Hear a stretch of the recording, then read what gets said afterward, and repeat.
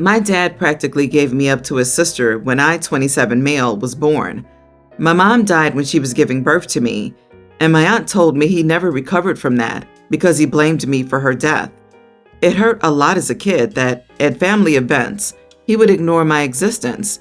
Then when I was a little older, he got more vocal about me killing her and that he can't stand to look at my face. You can imagine the amount of therapy that put me in. I used to go to church crying because I was scared about going to the bad place for doing that to my mom. That's how much his words messed me up.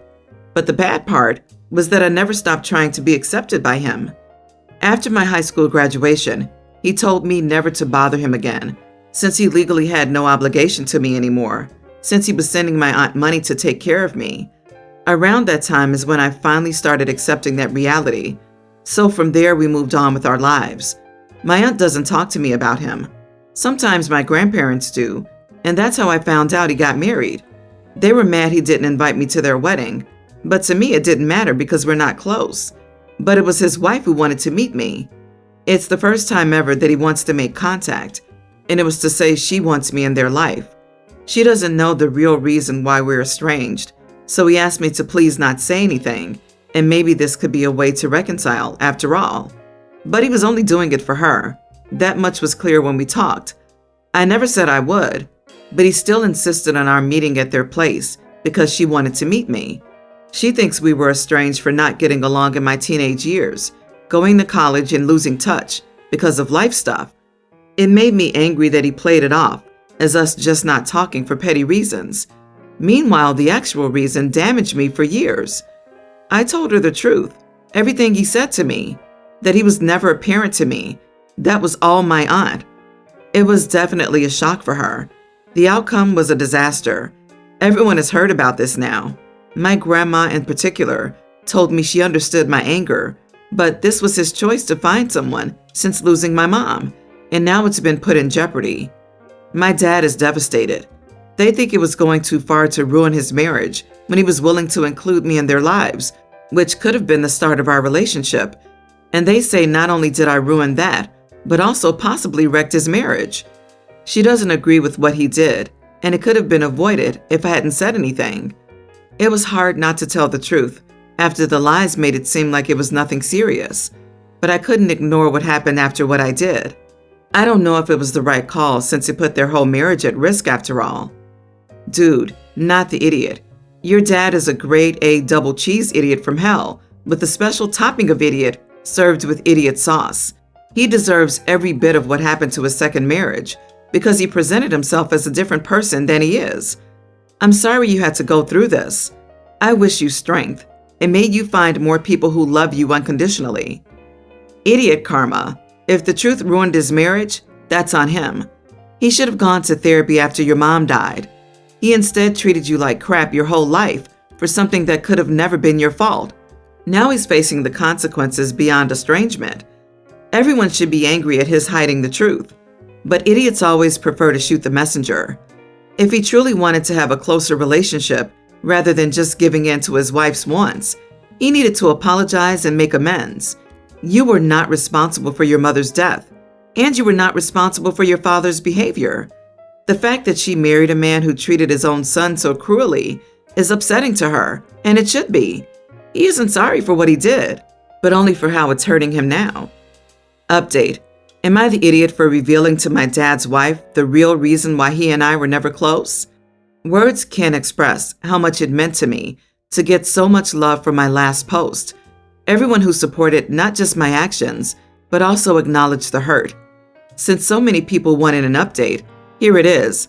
It's a little heavy, and for a couple of days, I needed some time to process it and do some crying. They're splitting up. I heard it first from my grandma, then from his wife or ex. She was legit crying on the phone when she called to apologize for putting me in that position. She and my dad had a long conversation where he told her everything else he did. So she decided she couldn't stay with someone like him, and she wanted me to know how disgusted she was. Also to tell me thanks, which is something I really needed to hear. My dad is who he is, but regardless, two people splitting their marriage because of what you said is hard not to feel guilty about. This lady is heartbroken, going through a divorce just a few months after getting married, and she wanted to take the time to reassure someone else that they made the right choice. Unexpectedly, though, my dad wanted us to talk yesterday too. My girlfriend again didn't want me to. Trust me, I get her point. She's the one who didn't want me having dinner with them in the first place. For one thing, we don't know what he wanted to talk about and what that would do to my mental health. It was probably a bad risk to take, but I met with him. And yeah, I should listen to my girlfriend more when it comes to this stuff. First time in my life, I think we had a conversation about my mom, how much he loved her, them being happy and excited about having a family. But then she died, and he told me that even if it was wrong, he would always blame me because she'd still be here if I hadn't been born. So he's only sorry for not completely staying away from me and saying horrible things growing up. Well, he wasn't saying this to be malicious, since he seemed sincere. It was still an ouch for me. We decided to have a relationship with each other was never going to happen, and we said goodbye. He at least apologized for trying to put me in that position. The first good thing he ever did was tell me what happened with his wife wasn't my fault. Then I just went home and cried. I had my day to process, a short therapy session and support from both my aunt and girlfriend to get me through. The rest of my family is leaving me alone, at least so glad that in the end, it was resolved. Not a totally happy ending, but it's better this way in the end. OP, your father still has a lot of growing up to do, because based on his flawed logic, it's all his fault for getting her pregnant. But that's beside the point. I hope life gets better from now on, and it's great that you have your aunt and girlfriend support. I hope you can heal from all the damage he's done to you. Yeah, and I love how he conveniently forgets OP had no part in the choice to have her risk pregnancy. That was him. He got his late wife pregnant. He decided to take the risk of having her go through pregnancy, despite the fact that it's very well known that pregnancy is extremely risky, the riskiest thing to a woman's life for most of human history. He decided with his wife to put her through that risk, not OP. God, this man disgusts me. They aren't splitting because of what you said, but because of what he did. She's heartbroken because the person she thought she loved doesn't exist, but was a facade made up by your dad. Honestly, given how genuinely terrible your dad seems, you've given this woman a gift by showing her now why she can get out easily. How could she have kids with a man who's okay treating his kids like that? Exactly what I was thinking reading this. The ex-wife probably wants kids, and no good mom will want to parent with someone who can just casually traumatize their child with no regrets. OP really did do her a favor. You gave that woman the best possible gift she could ever have: honesty. I have always promised my daughter that she can finally travel alone after her final exam results and take a holiday with her friends before uni. My daughter and her friends have been planning it for a while, and the other girls' parents and I are funding the trip and are all excited for them to finally travel on their own. They've planned it to be a week long. But I just found out that my sister will be having her first child, my nephew, and has invited me to spend the week with her, her partner, and the baby. And it's the same week my daughter will be away. And I desperately want to be with my sister and spend time with the newborn, but it would mean traveling across the country for a week. Where my sister lives is further into the countryside and often has dodgy reception, so chances are I wouldn't be receiving many calls there. I feel pretty uncomfortable with my daughter being away when I'm not home, because what if she had an emergency and needed me to come to get her? I probably wouldn't get her calls, and if I did, I wouldn't be in the right position to plan something for her. Obviously, the ideal situation was for me to be at home, so I could be easily accessible to her. Will I be a huge idiot if I withdraw my daughter from the trip? She's been looking forward to it for years, but my nephew will only be a newborn once, and my daughter has her whole life to travel. I'm very stressed out about this, but I am pretty sure of my decision to withdraw her. I just want to make sure I won't hurt her. You are the idiot. I don't understand why your trip prevents your daughter. You said yourself that you'll have bad reception anyway, so your daughter will just be home alone and miserable, and you still won't be able to contact her. It's called being a helicopter parent. You are the idiot, OP. Your child is traveling alone and is a young adult. Your presence at home is not needed. Just coordinate for your daughter to have a secondary emergency contact if she temporarily can't reach you. I'm assuming these are high school finals, like the kids are going to college, you really need not to be a helicopter parent and let your child go learn to be an adult. OP, do not take away a long promised trip. Instead, go see your daughter and nephew the following week. As a parent of a daughter older than yours, you would be building a resentment that will sit with her forever. Don't let your child down, no matter how you try to sell it. The bottom line is that you're not choosing your child. It's your sister's kid. It's not like a week will make a difference. For God's sake, let her have the baby alone for a week at least. We didn't invite anyone home the first week our son was here. You don't need to be anywhere else. You want to. So let your daughter have her trip. This is a good point. Is this your sister's first baby? Inviting someone immediately after birth is risky anyway. It's hard to have someone in your space when you're a penguin walking and have your boobs hanging out 24/7. This is ridiculous, OP. You're just making up excuses as to why she shouldn't go. Update. Thank you to the parents and children telling me she'll be hurt. I'm still uncomfortable not being home when she's away, so I think I'll just visit my sister another time. Like someone said, my nephew isn't going anywhere. I was putting him over my daughter. Thank you for helping me see this. So I, 23 female, am Native American. I do not look it. I have a white biological father, and my bio dad is not my sibling's father. My siblings, mom, grandparents, and the person I call my father are Native, and they look it. My skin color is rather pale because of my bio dad's genes, and for a long time, I was really self-conscious about it, with many people not believing my heritage or telling me to prove that I'm Native. As I've grown and gotten more in touch with my roots, I claim my heritage, and I know that genetics being weird are not indicative of my true self, that blood quantum is an outdated and stupid ideal, etc., and I speak openly about who I am, ignoring the haters. Recently, a man came into my work, who was obviously another Native man, and told me that I had beautiful features and looked like I had Native blood. I almost cried. It isn't often that someone looks past my skin color and notices my features, and it really made me feel validated. We talked about cultural stuff for a little bit while I rang up his items, and when he left, I couldn't stop smiling. Then I noticed my coworker looking super uncomfortable. I asked them what was wrong, and they said, well, it just makes me uncomfortable to hear about your supposed heritage. I asked them what they meant, and they said, there's no reason for you to talk about that stuff at work, and it makes me uncomfortable to hear about because I don't have anything like that to talk about, so it's unfair too. You get to pretend you're special, and it's annoying. You look white, just accept it, and stop trying to be special all the time.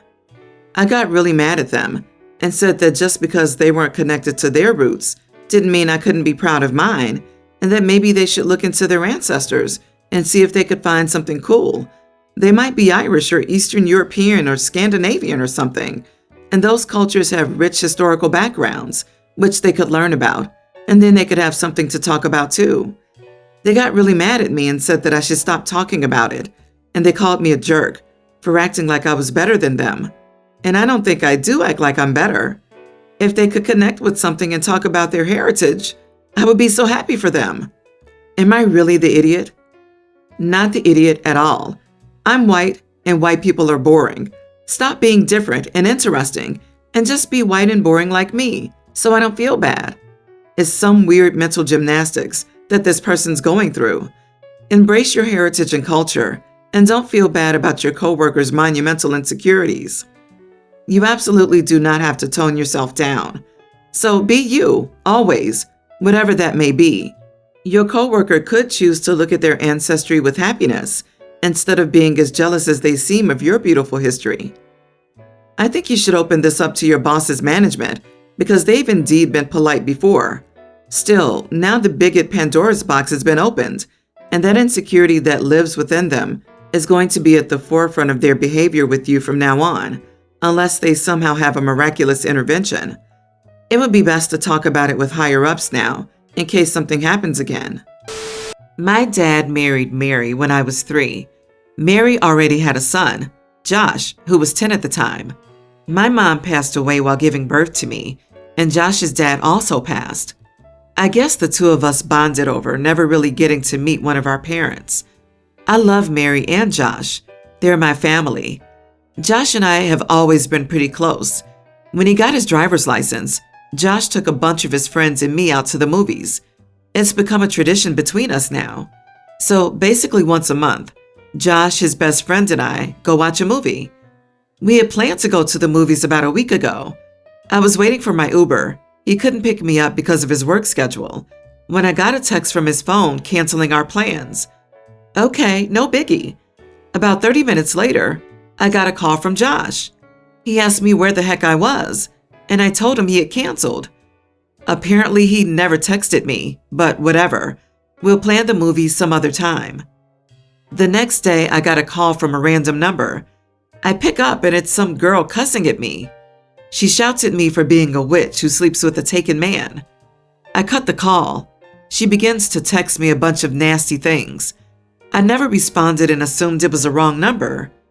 Yesterday, I went to Josh's apartment to pick up a jacket I had left. I entered, and Josh was there with some of his friends. I said hi and went to get my jacket. This girl corners me in his bedroom and starts screeching at me for having the audacity to show up. I just walk away and she follows me and starts calling me names. At this point, everyone's very confused. It clicked, and I asked her if she had messaged me earlier. She said yes, so I take out my phone and read all her messages. Cue laughter from everyone. It was such a dumb ordeal. I reach home and Josh basically says that I was in the right, but reading the text was a little over the top, and that I embarrassed her for no reason. Some of his friends texted me and told me I reacted immaturely and was petty. I'm getting lots of crap to apologize now. I thought I didn't do anything too wrong, but I'm second-guessing my actions now. Am I the idiot? Not the idiot. Why are any of them taking her side? The fact that she did that, Josh should have dumped her then and there. It didn't matter that she didn't realize he was your stepbrother. Also, if she was brave enough to send those text messages in the first place, she should be brave enough to hear them read back to her from the person she sent them to. Keyboard warrior at its finest, I think. You don't owe her an apology. She owes you one for using his phone, lying, calling you names, and making unfounded accusations. Your brother should be defending you. He should also be madder that she took his phone, sent texts from it, and instigated drama and hate towards you for no reason other than probably jealousy. By the way, his friends are wrong. How mature was she to do all of this in the first place? All you did was defend yourself by reading out the text she sent you. Stand your ground on this. Everyone, including your brother, is wrong in this. Here's the thing. People need to learn never to do anything that they would be embarrassed by if everyone found out about it. It's not a crime for people to know your true character. I get so sick of people thinking every bad thing they've done should be a secret that never gets exposed. This happened to you, and you have every right to talk about the crap you go through, even if it embarrasses someone else because they did you wrong.